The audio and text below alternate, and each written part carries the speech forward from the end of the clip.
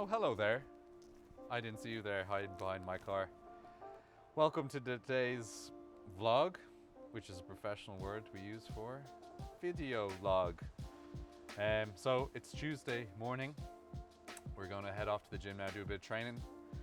We have some gymnastics work, probably do loads of shoulder rehab and like warming up first, movement stuff, gymnastics, as I said, and then a big EMOM.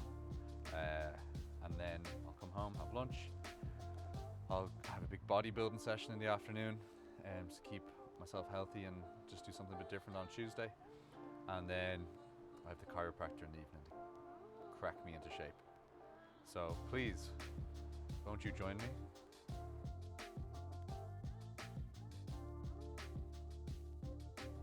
So after the season, I actually just trained with just whatever people were doing in the classes or in the gym. Like if someone was doing a workout, I'd just hop in. I wasn't following any real structure, which was kind of nice for a bit, but I get sick of that fairly quickly. I want to get training again properly, not just doing random shit. Then what happened? I just kind of took it easy. Saw my friends a little more than I'd probably see them normally. Went out a little more than I have in the last 5 years. That kind of thing. But I'm kind of totally ready to just get back and focus now, and I have been for a while. In the off season, I guess I was dealing with a shoulder injury. I didn't know what was going on. Thought it was a bunch of different things. Nothing was really helping it, and then got a scan. Found out I have a partial thickness tear in my supraspinatus tendon, which is like one of your rotator cuff muscles. The tendon part that connects to the bone is slightly torn in a bit. So thankfully it's not bad enough to need any surgeries, which would be kind of shit. So I got an injection in the shoulder and actually feels great now, but I know that's just kind of masking the problem. But it's allowing me to do my rehab completely pain-free. It's allowing me to not wake up in the middle of the night going, my shoulder. So I'm glad to be slightly out of pain and back training a bit better. But that kind of means I'll probably be taking it a little easier on the competitions in the off season. I probably won't be doing anything really, I guess, till maybe the new year. Just to be safe and make sure I've built everything back properly, not just rushed back, because I wanted that tendon to be solid before I put myself in any positions that could compromise it further.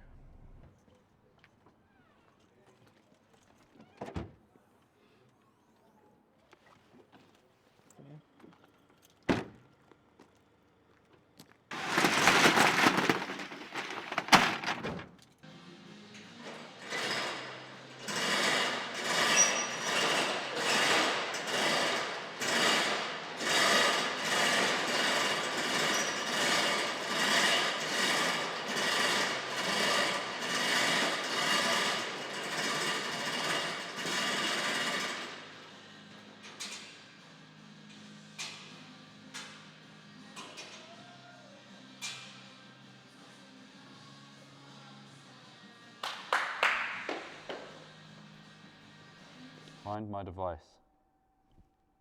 Did you hear that? Is it in the box?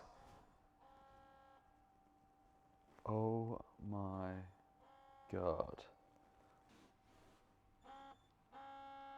It is in the box. How are we getting it out? See, I was doing this all last night while the classes are on, but the classes are so loud that I would never have heard that.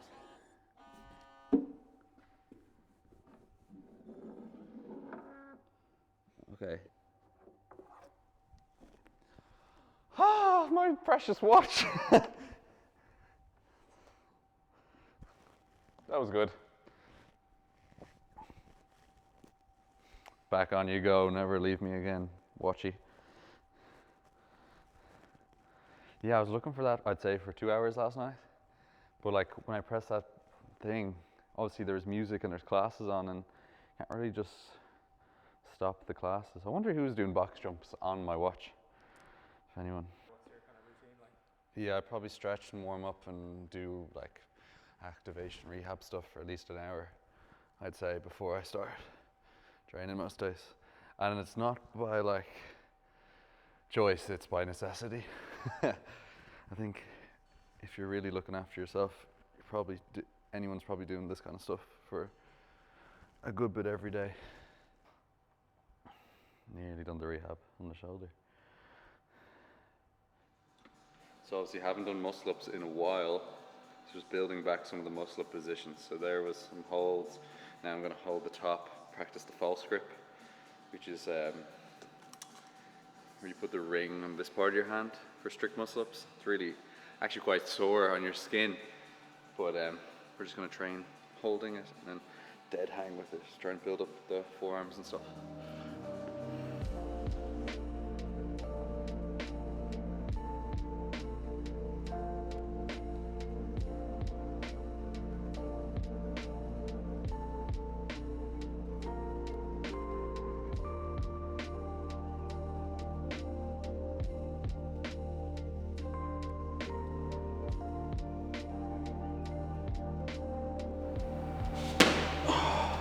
There. Feel the forearms going on.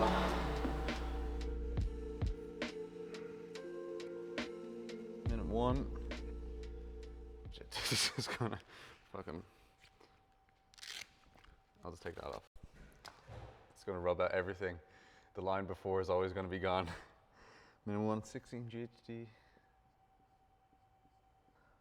16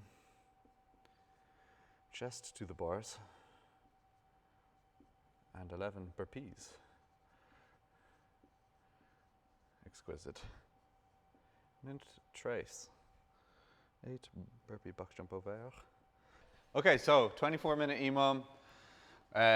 Minute 1, 16 GHD and 20 heavy double unders. Minute 2, you're gonna ski for about 45 seconds at a pace, the highest pace you can ski without, while still recovering. So you wanna be able to be recovered for the next minute. But whatever, you want to push that threshold of what you can recover at. Then minute 3, 16 toes to bar and 16 handstand push-ups. And then the same thing as the ski, but on the echo bike. So you're going to go through that 6 times.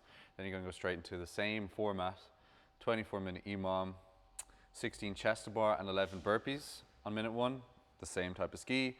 Then 8 burpee box jump over at a 24. Then you're going to go 6 regular box jump over at a 30-inch. On the other minute, and then the same kind of principle on the echo bike. So I think it's 48 minutes of fitness in total. So I'm gonna have a few spare t-shirts out and ready for this one. It's gonna be sweaty. Joining us for a few minutes.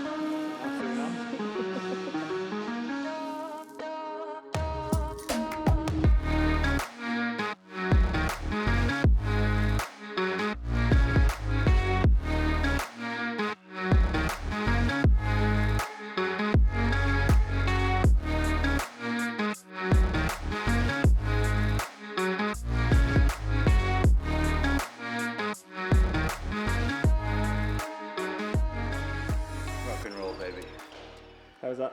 Yeah, it was good. I'm glad I had Steve Dog there, sexy Steve Dog, to power me on through. Would have been tough on your own. It's just a long time. 48 minutes is a big EMOM. So the first half was definitely a bit more like muscle taxing, like there was a lot of abs. I think it was like nearly 100 GHDs and 100 toes to bar and 100 handstand push-ups. And then the second half was a lot more cardio because there were so many burpees. On both minutes there was a form of burpee, so the heart rate got a bit higher in the second half, and the recovery minute definitely got a bit harder. But the first one was a bit more just muscle taxing, which is kind of, by the time you get to the heart rate getting up, you're kind of warm and ready. So it was good. It was good training. I think on my recovery minute I held about 900 to 1000 on the ski on average throughout the 48 minutes, and then about maybe 58 to 60 RPM on the bike. So nothing like, you're not powering on them, but I was ready to go full blast on the opposite minutes then. But I was still moving for the 45 seconds or whatever, so it's good. Good volume on the stuff. Good to be continuously moving for like that, so it's kind of like endurance as well. Yeah, Very good, very nice. Yeah, jump in there. What's it like then trying to keep up or work out with someone like Sam? I think the key to it is to just scale the living shit out of it, pardon my French, but there's no keeping up with a CrossFit Games athlete for my 46-year-old ass, so yeah, just to scale it and just keep scaling it until you find it that you can basically finish the minute. That's about it, really, to be honest. So yeah, great fun though, I have to say. You did loads of impressive Yeah. stuff though, Yeah. to be honest. Like you're doing toes to bar, Yeah. chest to bar, Yeah. handstand holds, burpee Yeah. boxes, Yeah. keeping a good pace on Every the time ski. I come, and I see Sam, I always just jump in with him because I can always, it's a good bit of fun as well as a good workout, you know? So yeah, great fun. Oh yeah! Yeah! That's the end of our vlog. That's what we call it in the business. So recapping, what did we do? So we got to the gym. I did a bunch of stretching. I did all my kind of movement work for my shoulders and everything switched on. Then we got into gymnastics, some like positional holds and just kind of some kind of foundational stuff. Then we got into the big EMOM with Sexy Steve Dog, and yeah, that was the morning session. So what I have the rest of the day, gonna go home and eat, do my bodybuilding session in the afternoon, and then that'll be it for Tuesday. So Tuesday is definitely a day where I don't lift as many weights or get like put too much load on the body. So like Monday will be like I'll have a weightlifting session, something kind of heavier on the body. So I don't lift too much on Tuesday, and then I'll lift again on Wednesday because it's a 3-day stretch of training there. So you got to kind of be mindful. You can't just go heavy every day and expect to be okay. So so that's why today, Tuesday, is slightly different. So that's what we did, and then later got the bodybuilding, and then always on Tuesday, chiropractor session to keep me less crooked. So we had a few questions in on Instagram. Will we answer a few of them? So someone asked the top 5 gyms in Ireland, plus. The plus, I believe, means please. Top 5 gyms in Ireland. I don't really know a few because I don't really go around training in all the gyms in Ireland. But Chapter 2, fitness, that's where I train. I would recommend it to anyone who wants to train or get fit. Up north, there's CrossFit 80-20. I've been up there loads. There's EST 28, or they call themselves Crooked Lake CrossFit now I think as well. And north side Dublin, there's RF Fitness or RF Strength and Conditioning. And I haven't really. If you're in Meath, you can go to the Atboy Fitness Academy. I don't know. That's really all I've been to, and I'd rate them all. So, next question: how long have you been doing CrossFit? I click into it. And how long after that did you begin to compete? So I've been doing CrossFit since I was about 13, 14. And I didn't compete until I was like 19 or 18 or 19. And I think the first few competitions I did were more team ones. I remember doing the Filthy 150 a few times on a team before I did anything individual. Actually, my first proper individual comp was regionals 2018. So I'm probably not the best guy to ask. That's probably not a common one, unfortunately. Yes, we've been doing CrossFit 11, 12 years now. And then only competing maybe the last 6. I'd say competing seriously the last 4, 4.5. How to stay focused on the bigger goal when going through adversity? That's a deeper question than I anticipated, and compared to the rest of the questions I was asked. Well, I think if the bigger goal means a lot to you, you'll just keep trucking on through whatever adversity comes your way. It's probably easier to say, like it's a very general question. You know, obviously there's probably more specifics that can deter you from your goal, but I'd say if it really means something to you, like really is important, you'll power on through no matter what. Don't know if that's a good question to ask. Are you sexually active? Not till after I'm married. What's the Darkness song Growing on Me about? You could say it's about love, or you could say it's about STDs.